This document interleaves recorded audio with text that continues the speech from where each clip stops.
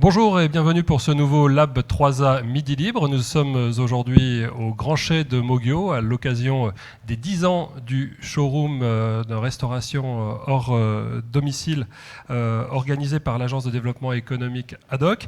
Avec nos invités, nous allons évoquer les possibilités offertes par la loi Résilience et Climat, ou qu'on appelle aussi Egalim 2, en matière de restauration collective. Pour rappel, cette loi fixe à 50% l'objectif de produits durables et de qualité, dont 20% issus de l'agriculture biologique dans les cantines publiques. Mais avant de rentrer dans le vif du sujet, je vais demander à Chantal Passa, responsable des marchés agricoles et agroalimentaires d'ADOC, de bien vouloir nous présenter ce qu'est ce showroom. Bonjour à tout le monde. Soyez les bienvenus effectivement au 10e anniversaire du showroom de la RHD, restauration hors domicile. Dans la restauration hors domicile, donc, on comprend la restauration collective, donc tout ce qui est lié au secteur public, également aux cantines d'entreprise, et puis ne pas oublier quand même la restauration commerciale. Deux mots peut-être avant pour expliquer qui est ADOC. C'est l'agence donc de développement économique de la région, qui a pour mission d'accompagner les entreprises du territoire d'Occitanie dans leur développement. Donc que ce soit au stade de la création jusqu'à la transmission de l'entreprise, en passant évidemment par la croissance et l'innovation. En ce qui nous concerne, nous, la direction Conquête des marchés, nous sommes centrés sur l'accompagnement des entreprises pour les accompagner dans la conquête des marchés, que ce soit en France ou à l'international. Sur le secteur agroalimentaire, il y a quelque chose qui est extrêmement important et ça va être le sujet du jour, c'est la loi Egalim, c'est le pacte pour une alimentation durable. Monsieur Moreno va vous en parler. Et donc, nous ici, on concrétise un petit peu l'ambition de cette loi Egalim, c'est-à-dire que à l'occasion de ce showroom, on invite l'ensemble des acteurs du circuit de la RHD à venir rencontrer l'ensemble de l'offre régionale, c'est-à-dire agriculteurs et producteurs qui fabriquent des produits bio, de qualité, durables, et qui ont envie en fait de se développer sur ce marché. Voilà, donc il y a 110 entreprises qui sont, 115 qui sont présentes aujourd'hui. Nous attendons 250 acteurs, décideurs d'achat, sur la journée, et donc c'est en train de démarrer. Voilà. Et vous avez donc beaucoup à faire sur cette journée. Je vous remercie d'avoir pris sur votre temps pour introduire cette table ronde, Chantal Passa. On va maintenant passer donc à la table ronde avec nos invités, René Moreno, conseiller régional, Inès Revuelta, animatrice de l'agence 1+Bio, et Dominique Granier, président de la SAFER et viticulteur et céréalier évidemment. On va commencer avec vous si vous voulez bien, Inès Revuelta. Je viens de présenter 1+Bio. Est-ce que vous pourriez nous en dire davantage sur cette association pour les personnes qui n'en seraient pas familières, s'il vous plaît? Bonjour à tous. Alors, en quelques mots, l'association 1+Bio, c'est une association qui existe depuis 20 ans. Elle est basée à Nîmes, donc en Occitanie, mais c'est un réseau qui est vraiment aujourd'hui national, qui rassemble en fait tous les élus engagés sur les thématiques d'alimentation et de restauration collective en France. Donc aujourd'hui, on réunit à peu près un peu plus de 140 collectivités, et parmi lesquelles on a des petites communes, mais aussi des grandes villes, comme les villes de Paris, de Lyon, de Marseille, et pour ne pas citer Montpellier et Nîmes également, en Occitanie, mais aussi la région Occitanie, qui est la seule région de France adhérente de ce réseau national. Et aujourd'hui, on accompagne vraiment en fait, les collectivités et les élus à progresser et à transformer en fait, leur alimentation sur le territoire par le levier de la restauration collective. Et du coup, on voit sur ces 20 dernières années qu'il y a eu quand même une sacrée progression de fait au niveau national. Et on va y revenir. Dominique Granier, je disais donc agriculteur, viticulteur et président de la SAFER. Pour les internautes, la SAFER, est-ce que vous pouvez nous expliquer en deux mots quel est le rôle de cette société, s'il vous plaît? La SAFER, une société anonyme gérée par trois collèges dans son conseil d'administration, des agriculteurs d'un côté, syndicats et autres, collectivités, d'ailleurs René Moreno était administrateur aussi, et puis le troisième collège qui correspond aux banques, aux assurances, aux environnements, à l'environnement et à la FNSAFER. Elle gère le foncier. FNSAFER, Fédération nationale. Fédération nationale.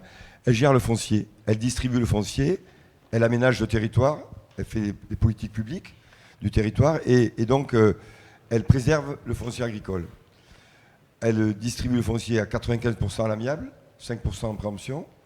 Et donc, c'est 2500 opérations l'an dernier et 600 installations. Donc, c'est vraiment le plus gros opérateur foncier qui installe les jeunes agriculteurs. Donc c'est une société à mission de service public. On peut la comparer comme un agent immobilier, finalement, des terres agricoles.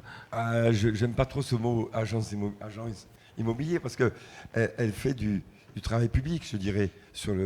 Elle réaménage, elle installe, elle remembre, elle fait beaucoup de travail. C'est pas une agence immobilière.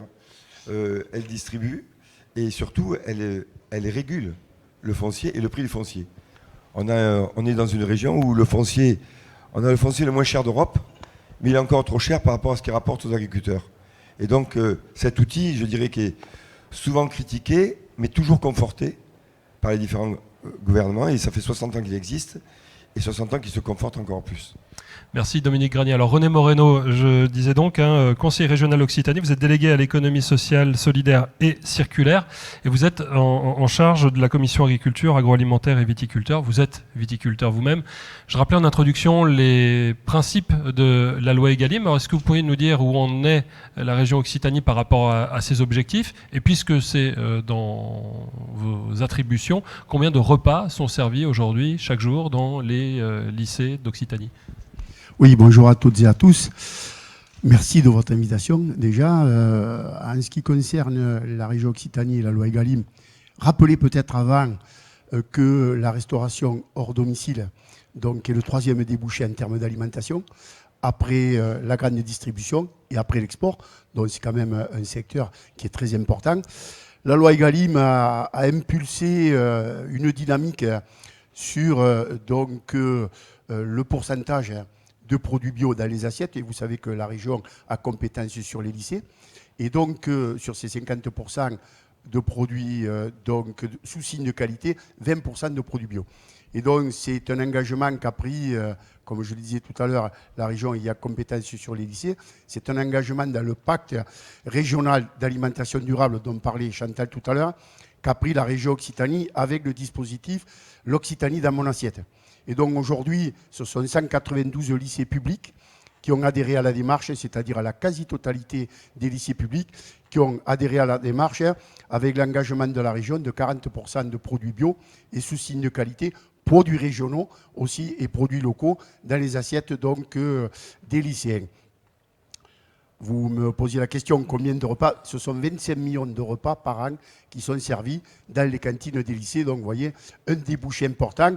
Mais à côté de ça aussi, la volonté de la région que la progression donc, sur les produits sous signe de qualité et les produits bio se retrouve dans les assiettes des lycéens. Alors, Dominique Granier, on entend aujourd'hui cette injonction, j'allais dire, publique ou politique au bio. Or, on le voit, l'inflation aujourd'hui fait que certains agriculteurs, et aussi les politiques de prix, font que certains agriculteurs, notamment dans le lait, repassent finalement au conventionnel ou vendent leur bio au prix pour du conventionnel, parce que le bio n'est pas si valorisé que cela. Est-ce que, au fond, les politiques publiques n'arrivent pas, soit un peu trop tard, soit à contre-courant de l'histoire économique ? Là, c'est le syndicaliste qui parle. Je défends toujours l'agriculteur durable, c'est-à-dire celui qui fait de l'environnement, du social et de l'économique. Et là, on est à un tournant. La région est la première région d'Europe en agriculture biologique, et le bio est attaqué. Il est attaqué peut-être par le HVE et par d'autres, par le haute valeur environnementale. Et ça m'inquiète par rapport à je dirais, on n'achète pas au prix rémunérateur pour l'agriculteur. Et donc j'ai une crainte, mais je suis ravi que la région, que les associations comme 1+ Bio et bien d'autres, je dirais, soutiennent le fait que le bio, c'est pas, je dirais, c'est pas une solution miracle, mais on est arrivé à une conversion. Je ne voudrais pas qu'on arrive à une déconversion maintenant. Donc il faut savoir payer au prix rémunérateur le produit bio. Alors la crise faisant que les gens ne se portent pas sur les produits bio parce que c'est un peu plus cher que les autres, mais nous avons le devoir de trouver des solutions parce que j'ai bien peur que les agriculteurs ne suivent plus. Inès Revuelta, vous êtes un peu à l'interface des collectivités, vous aussi, et des agriculteurs et des usagers. Comment est-ce que vous percevez, vous, cette situation conjoncturelle et comment se passe ce dialogue entre agriculteurs et collectivités à l'heure peut-être de renégocier certains contrats ? Alors moi, je dirais justement que, pour rebondir sur ce que vous disiez, que les politiques publiques, au contraire, sur le bio, elles arrivent aujourd'hui au bon moment. Parce que, en fait, il y a 5 ans maintenant, on a créé en fait un observatoire national des cantines bio et locales pour savoir justement comment faisaient ces collectivités qui achetaient aujourd'hui ces produits de qualité. Et en fait, qu'on s'aperçoit en fait sur ces résultats, qui représentent aujourd'hui 16% de la restauration scolaire en France, donc c'est à peu près 1,4 million de repas par jour. Et en fait, on s'aperçoit que les collectivités qui vont vers le bio, elles vont aussi privilégier du local. Et du coup, là où aujourd'hui on voit une inflation des prix, finalement, ces collectivités-là, elles vont être moins fragilisées, elles vont être plus résilientes par rapport à une situation, parce qu'elles ont appris d'une part à maîtriser en fait leurs coûts et vraiment à jouer avec leur menu et à essayer de faire en sorte de vraiment maîtriser leur budget pour pouvoir acheter ces produits bio. Et ensuite, elles ont commencé peu à peu à changer en fait leurs fournisseurs et leur mode d'approvisionnement pour se tourner vers un approvisionnement local sur leur territoire et se reconnecter en fait aux agriculteurs de leur territoire. Et du coup, dans cette situation d'inflation, aujourd'hui, finalement, dans les chiffres de l'Observatoire, on voit vraiment qu'il y a des collectivités qui gardent le cap et qui arrivent à maintenir en fait leur niveau d'approvisionnement parce qu'il y a 5-10 ans, elles ont fait ces choix-là, justement. Est-ce qu'il y a des départements ou des régions qui sont plus dynamiques que d'autres en France ? Et puis dans notre région, est-ce qu'il y a des territoires, des agglomérations, des communes qui sont plus dynamiques que d'autres ? Alors aujourd'hui, je dirais que ça reste encore assez complexe de comparer des régions parce que malheureusement en France, on a très peu de données sur la restauration collective. C'est pour ça justement qu'on a monté cet observatoire il y a 5 ans. En fait, ce qu'on voit, c'est que les régions les plus dynamiques aujourd'hui, c'est celles où il y a une croisée des objectifs entre régions, départements, villes, intercommunalités à travers les PAT. Les PAT, pardon. Les projets alimentaires territoriaux. On y reviendra donc. Voilà. Donc c'est vraiment en fait sur ces territoires, par exemple en Occitanie où on a la chance d'avoir des départements qui vont dans cette direction, des villes comme je le disais tout à l'heure comme Montpellier ou Nîmes qui vont dans cette direction et du coup en fait ça donne une cohérence, ça donne un vrai signal je dirais au monde agricole. Merci. Alors René Moreno, pardon, j'imagine que quand on achète comme ça 192 quand on achète comme ça 192 de quoi faire préparer 192 pardon. Ah oui, on a 192 lycées et combien de menus, rappelez-moi, annuellement ?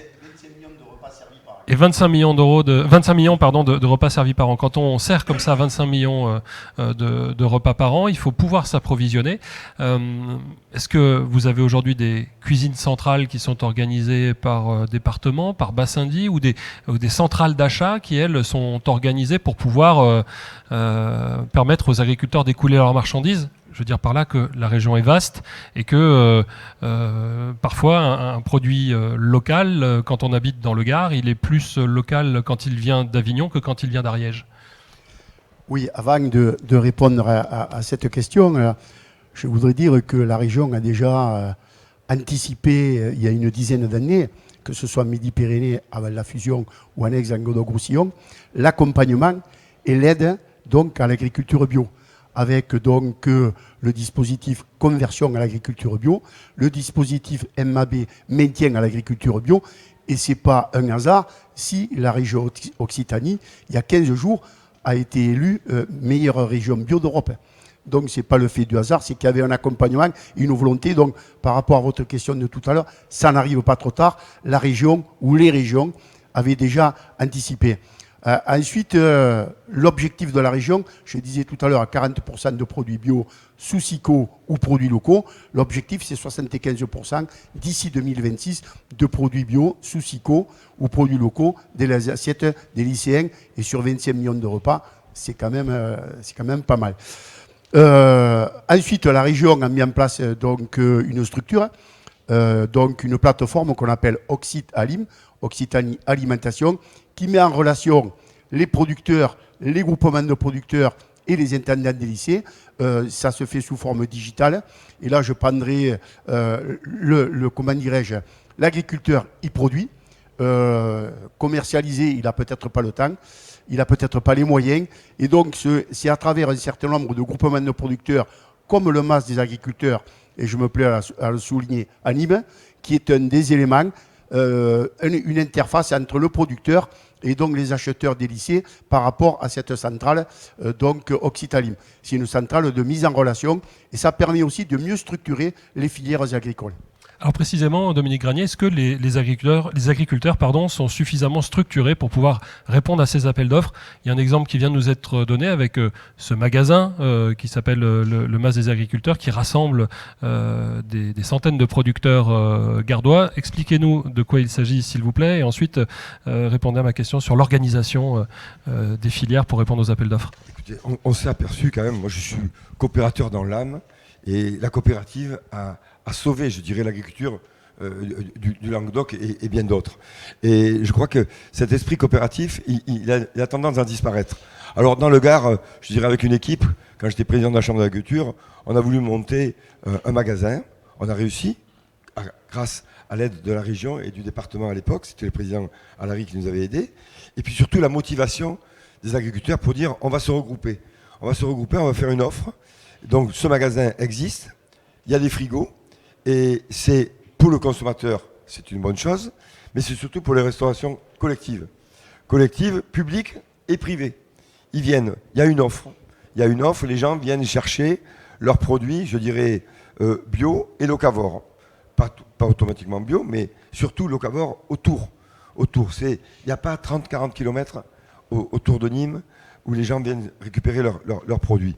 Alors, c'est une réussite. Ça fait 3 ans, je dois voir le président prochainement encore, Patrick Viala, qui est le président de cette structure, soutenu bien entendu par la Chambre d'agriculture. Mais c'est une réussite et il faudra en faire d'autres. Et bien entendu, cette journée qu'on a aujourd'hui, c'est très important. Vous voulez dire c'est une réussite, c'est qu'elle a remporté des appels d'offres? Alors, elle a remporté des appels d'offres, et puis surtout, on est tombé sur des problèmes fous. À l'époque, les collectivités, on n'arrivait pas à taper dedans. Pourquoi? Parce qu'il y avait, dans l'appel d'offres, il y avait la banane, il y avait l'ananas, il a fallu enlever ces produits-là parce que les agriculteurs ne pouvaient pas arriver à en produire. On ne peut pas produire de bananes à Asper. À produire. Donc, je me rappelle une anecdote, il a fallu attendre 6 mois pour sortir ces produits-là de l'appel d'offres pour pouvoir, nous, je dirais, arriver à proposer nos produits gardois. Alors Inès Revuelta, c'est important ce que dit Dominique Granier. En fait, les appels d'offres sont composés de l'eau, et si je comprends bien, finalement, c'est qu'avant on mettait tous les fruits dans le même panier. Il faut peut-être inciter les collectivités à lotir différemment, à séparer les fruits de saison avec les fruits exotiques. Exactement, c'est ça. Le principe de l'allotissement, c'est vraiment l'idée en fait de créer ces lots en fonction des ressources qu'on a sur son territoire. Et c'est là du coup toute l'importance d'avoir une bonne connaissance aussi de l'offre locale. Et je dirais qu'aujourd'hui, peut-être même, on peut envisager peut-être d'aller plus loin. Alors nous, c'est quelque chose qu'on porte au sein du réseau 1+Bio au niveau national. C'est l'idée d'une exception alimentaire. C'est-à-dire qu'au même titre que l'exception culturelle qu'on a aujourd'hui, on pourrait peut-être envisager d'avoir une exception alimentaire sur les codes des marchés publics au niveau européen qui nous permettrait aux collectivités de faciliter en fait cet achat local qui aujourd'hui est contraint d'une part par la structuration des marchés publics, mais aussi parce qu'on est obligé de mettre en concurrence des producteurs, que ce soit au niveau local ou au niveau européen. Alors vous avez parlé tout à l'heure des PAT, des plans d'alimentation, des projets alimentaires territoriaux. Alors René Moreno, de quoi s'agit-il exactement et en quoi est-ce que cela peut favoriser le développement d'une agriculture locale qui puisse fournir par la suite la restauration collective? Le projet alimentaire territorial, il est souvent porté par des collectivités avec bien entendu tout ce qui est producteur, transformateur, distributeur. Donc tout ça fait partie d'une grande famille. Et je dois dire qu'en Occitanie, il y a 50 PAT. 9 dans le département de l'Hérault. Et donc, au travers de ces PAT, il s'agit de mettre en avant la transition agroécologique, l'accès au foncier, parce que l'installation fait partie des PAT aussi.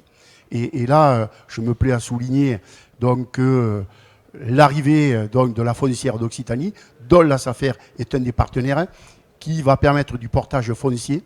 Et donc, entre 4... C'est-à-dire que vous allez créer une société. Il y a une société qui est créée, qui s'appelle la Foncière d'Occitanie, dont l'actionnaire majoritaire est la région Occitanie, puisque la région a mis 1 million d'euros. La SAFER a mis, Dominique, tu me reprendras, 200 000 euros. Il y a le Crédit Agricole, il y a la Banque Populaire, il y a la Caisse d'épargne, il y a la Chambre régionale d'agriculture, il y a COP de France. Vous voyez, tout un tas de partenaires, de manière à faire en sorte que on accompagne l'installation.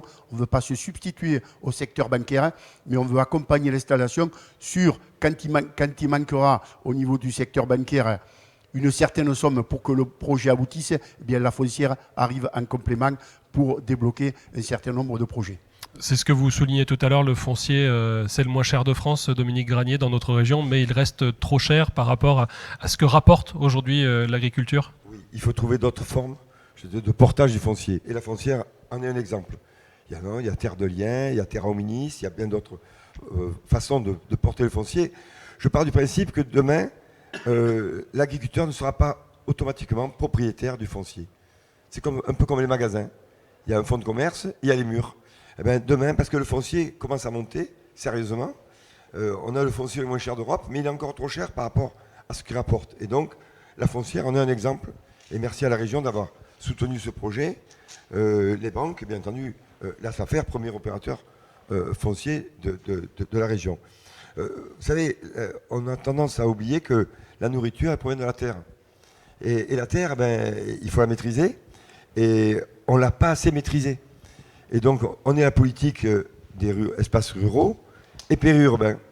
C'est la politique publique. Et donc, il va bien falloir trouver des solutions parce que la nourriture, on veut que la nourriture soit pas loin, mais on construit aussi des maisons et des aéroports et des autoroutes et tout.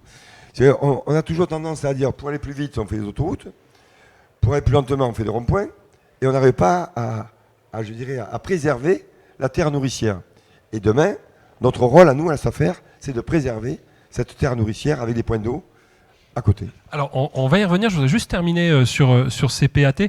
Vous avez parlé tout à l'heure d'une initiative gardoise qui a réussi à faire émerger une offre pour la restauration collective. Et là, il y a un PAT qui est en train de se monter en Ariège, je crois, du côté de Mirepoix, avec une initiative un petit peu différente, mais qui essaye en même temps de s'inspirer de ce qui s'est passé dans le Gard. Est-ce que vous pouvez nous en dire un petit peu plus ? Oui, on est allé, justement, je suis allé personnellement avec le directeur général. C'est à côté de Mirepoix. C'est une collectivité qui a compris qu'il fallait maîtriser le foncier. Et donc, il y avait de multitudes de candidats.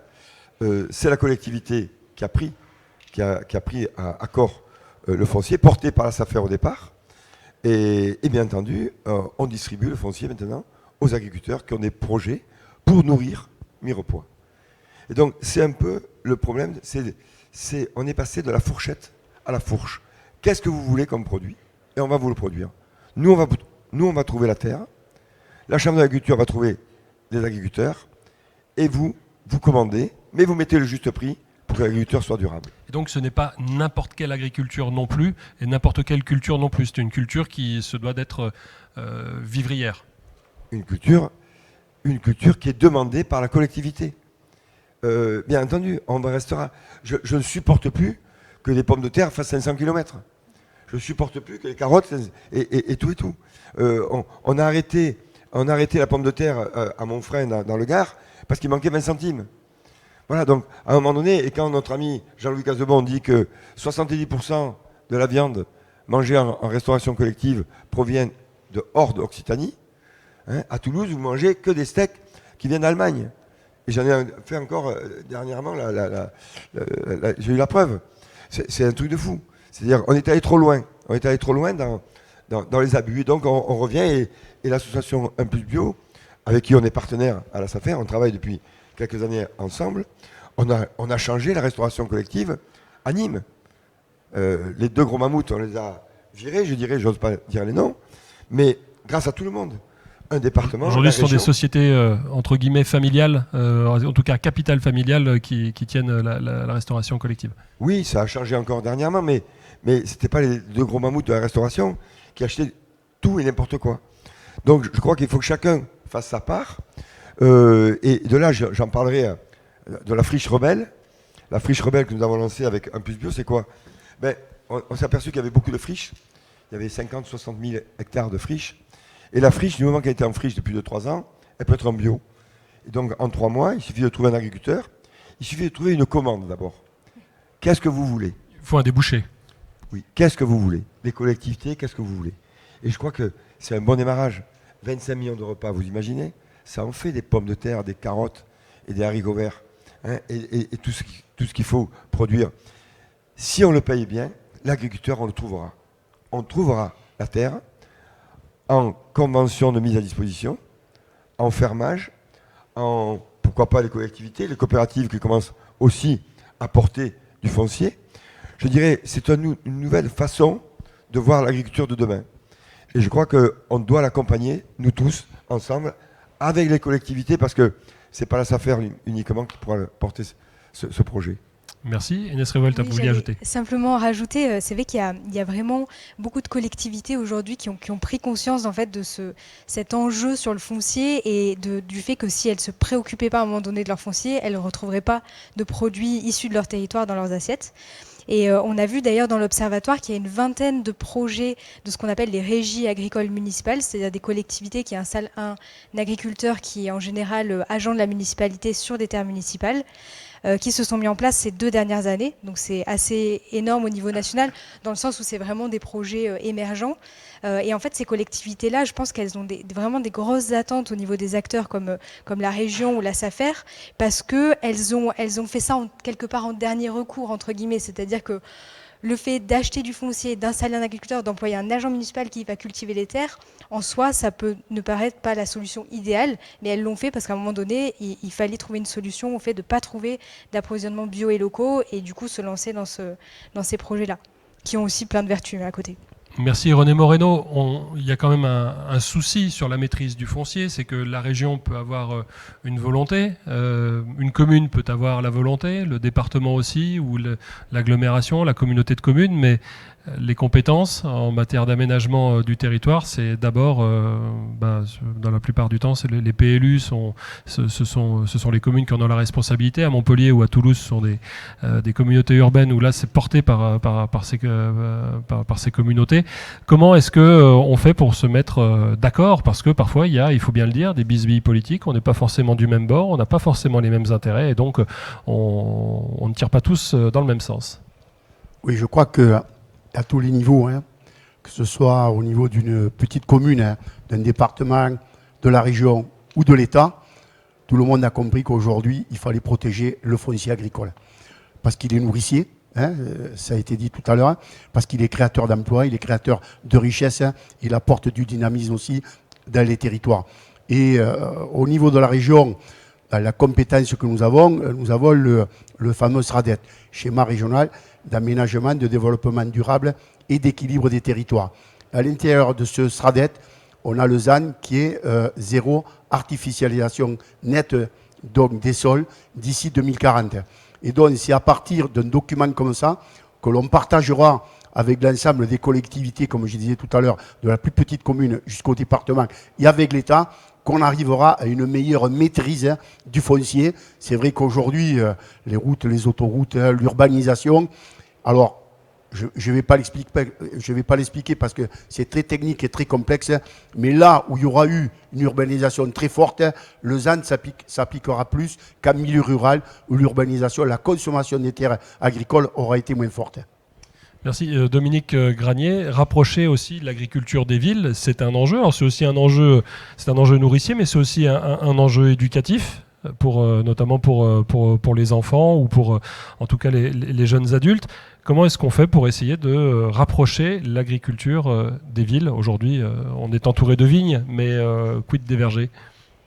Écoutez, j'ai une expérience qui est très forte.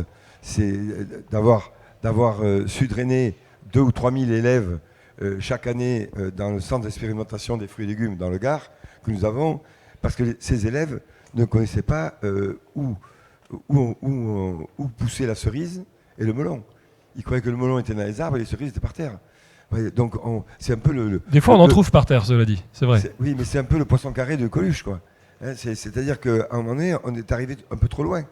Vous savez, il y a une réflexion qui a été faite des petits jeunes, et là, mais pourquoi les agriculteurs se crèvent dans les champs alors qu'il y a tout dans les supermarchés? Donc, il y a une éducation à faire qui est énorme. On le fait dans les Jeux méditerranéens des saveurs, des Journées méditerranéennes des saveurs à Nîmes. La région le fait aussi dans d'autres manifestations. C'est l'éducation. On est obligé de s'occuper des enfants maintenant pour que demain ils mangent mieux. On a été, vous savez, la restauration rapide a pris le dessus. Le slow food devait revenir, de manger lentement et sûrement et bon, et surtout passer du temps autour d'un repas, un partage. Et c'est nous, agriculteurs, je dirais fournisseurs de matières premières, on a le devoir, je dirais, de créer des lieux de rencontre, de partage autour de la nourriture et de la bonne nourriture. Merci. Agnès Revolta, vous voulez rajouter? Oui, bien sûr. Justement, pour aller dans ce sens-là, en fait, aujourd'hui, à Un Plus Bio, on a créé ce qu'on appelle les victoires des cantines rebelles, parce que justement, je pense que les collectivités, en fait, ont besoin que ces initiatives, elles soient mises en valeur et partagées. C'est-à-dire que toutes ces actions qu'elles font pour éduquer et sensibiliser les enfants et les familles, elles se doivent au niveau national d'être partagées. Et du coup, on a créé ces victoires des cantines rebelles pour justement récompenser ces projets-là. Donc, je pense que c'est un bon début. René Moreno. Oui, je voudrais apporter un plus à cette question de l'éducation au goût, l'éducation à l'alimentation, au mieux manger, etc., avec le salon Régal qui est organisé par la région à Toulouse. Donc, où nous profitons de ce salon pour amener des lycéens, des collégiens, des gamins des écoles primaires.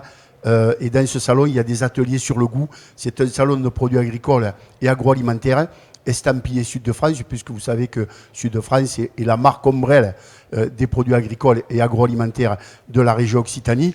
Et donc, il faut que les exposants, producteurs et entreprises agroalimentaires soient estampillés marque Sud de France.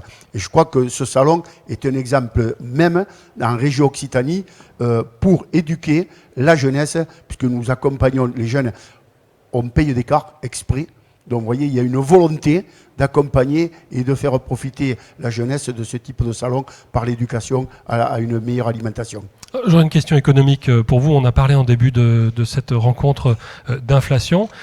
Aujourd'hui, qui la supporte? Est-ce que ce sont les agriculteurs ou vos prestataires qui doivent caper leur prix puisqu'ils ont un budget donc pour vous approvisionner en matières premières? Est-ce que ce sont les parents, puisqu'on a augmenté ou on va augmenter le coût des repas, ou est-ce que ce sont les impôts qui vont devoir le supporter? Quel choix politique avez-vous fait pour faire face à l'inflation des prix des matières premières et dans les cantines? Alors, les premiers qui sont impactés, ce sont ceux qui produisent en termes de prix de revient. Répercuter un prix de revient aujourd'hui, quand on est sur un marché libre, ouvert, un marché mondial, ça devient de plus en plus compliqué. Et si je suis vigneron comme Dominique, si je prends l'exemple du vin qui n'est pas un produit de première nécessité, comme les pâtes, comme les pommes de terre ou comme autre chose, ça va devenir très très très compliqué. Donc on risque de perdre des parts de marché. Alors après, le rôle de la collectivité, on n'est pas au niveau de la région Occitanie, on ne prélève pas de l'impôt direct comme les communes, comme l'État ou comme les départements. On a envie de ressources de l'État, d'emprunt, d'une partie de la TVA qui est reversée par l'État, mais il n'y a pas d'impôt direct qui est prélevé par la collectivité régionale. Et donc vous avez fait quel choix? Est-ce que vous avez fait le choix de mieux payer les agriculteurs pour répercuter le coût de l'inflation et d'assumer au niveau de la collectivité la hausse des prix? Alors on peut, et je vais donner un exemple, c'est pas de l'aide directe. Quand il y a eu le Covid par exemple, donc le Covid vient s'ajouter les prix de revient au Covid, on a mis en place avec l'ensemble des acteurs de la filière viticole un plan de relance pour accompagner la filière. Donc c'est une aide indirecte, donc c'était du 1 pour 1. La région a mis 7 millions d'euros. L'ensemble des intervenants sur l'aval de la filière ont mis 7 millions d'euros. C'était du 1 pour 1 et on a mis en place ce plan de relance. La région peut intervenir comme ça, mais elle n'intervient pas directement. Merci Inès Revuelta. Une dernière question pour vous avant de repasser la parole à Dominique Granier. Aujourd'hui, est-ce que le cadre légal qui est celui de la loi Egalim 2, il est suffisant? Est-ce qu'il est soutenable pour l'ensemble des collectivités, ou est-ce qu'on peut pousser le curseur de l'exigence encore un petit peu plus loin sans tirer sur la corde, que ce soit celle des finances publiques ou celle des réalités agricoles? Alors je dirais premièrement que c'est déjà un super bon signal envoyé aux collectivités et que ces deux lois Egalim, elles ont permis vraiment d'éveiller et de mobiliser en fait de nombreux élus sur ces questions-là. Donc ça, c'est vraiment un bon signal. Nous, vraiment, dans l'Observatoire, ce qu'on voit, c'est que c'est faisable. Ces objectifs qui ont été fixés, ils sont atteignables pour les collectivités aujourd'hui, parce qu'on a des collectivités de toute taille, que ce soit des petites communes, des villes ou des départements, qui atteignent déjà ces objectifs, voire qui les dépassent. Donc c'est vraiment atteignable. Bien sûr, il va y avoir des avancées à différents niveaux selon les collectivités. On voit que les petites communes, par exemple, sont vraiment locomotives des repas bio et locaux aujourd'hui. Vraiment, elles avancent vite, elles avancent fort. On a des exemples en région Occitanie, comme la commune de Cazoul-les-Béziers, qui est passée à 100% bio en 2 ans. Voilà, des exemples comme ça, on en a. Pour les grandes villes, ça sera peut-être plus lent, mais en tout cas, elles vont participer à vraiment structurer les filières, parce qu'elles ont un impact vraiment fort sur leur territoire. Mais bien sûr, on pourra toujours être plus ambitieux par la suite. Par la suite. Merci Dominique Granier. Une dernière question pour vous à présent. Vous avez parlé tout à l'heure de cette anomalie qui est celle de livrer de la viande venant d'un pays étranger dans le sud de la France, en l'occurrence à Toulouse. Aujourd'hui, quelle culture manque? Quels sont les types de cultures qui nous manquent pour être... Alors on va parler d'autonomie alimentaire ou d'autosuffisance alimentaire, mais en tout cas, quelle filière mériterait d'être développée aujourd'hui dans notre région? Moi, je dirais qu'on a tout. On a tout en Occitanie. C'est qu'on a... Il manque un peu de bon sens, c'est tout. Il manque un peu de courage politique et de dire on n'a plus le droit que... en Occitanie, sur 13 départements, vous imaginez, entre l'Aveyron, l'Ariège, le Gers et autres, au niveau carcasse, je dirais, au niveau de la viande, on a vraiment tout. Et des légumes, je dirais, on a tout aussi. C'est qu'il faut revenir au bon sens paysan. Avant qu'il y ait la monnaie, il y avait l'échange, il y avait le troc. C'était à côté, mais il faut revenir à ça.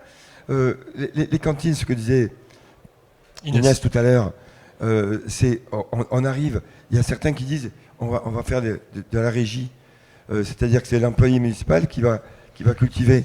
Bon, c'est possible aussi. C'est une façon, on l'a vu à Montsartou, on l'a vu ailleurs.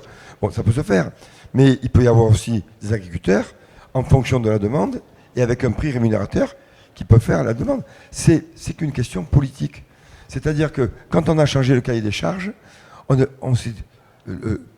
pour ne pas citer le président Boide à l'époque, qui est un agriculteur et qui a été président du conseil départemental du Gard, il a vite compris qu'il fallait vite enlever les 3-4 légumes qui ne correspondaient pas au cahier des charges pour que le Gard puisse accéder. Le Gard, j'ai envie de dire le Gard, l'Hérault, la Lozère. Il n'y a pas que des produits, on n'est pas que des Gardois.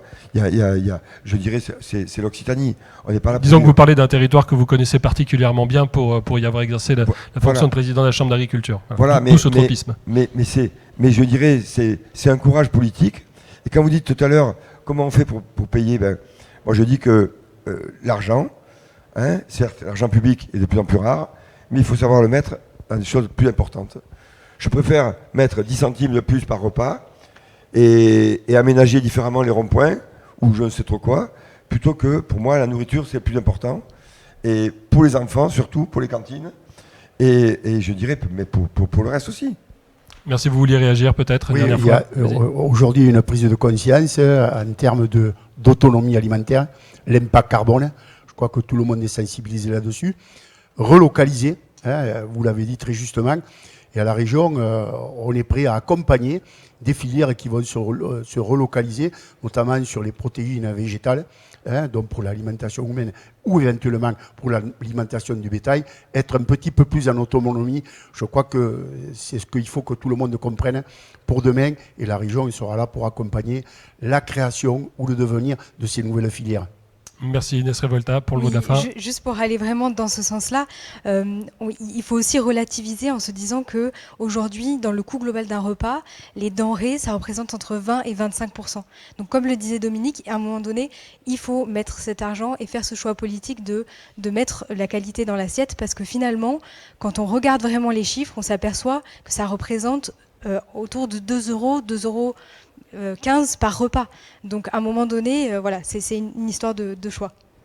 Et de bon sens paysan. Merci Inès Revuelta, donc animatrice de l'association du réseau, plus exactement 1+Bio. Merci René Moreno, conseiller régional en charge de l'économie sociale, solidaire et circulaire, également membre de la commission, ou président plutôt de la commission alimentation. Membre de la commission alimentation agroalimentaire. Et merci Dominique Granier, président de l'ASAFER et également viticulteur et céréalier. Merci à tous les trois. Merci à vous qui avez suivi également ce programme. Vous pouvez retrouver bien évidemment le compte-rendu de ce Lab 3A dans Midi Libre demain. Yannick Povillon signera le papier, il était présent dans la salle aujourd'hui, et Jean-Michel Mar à la photographie.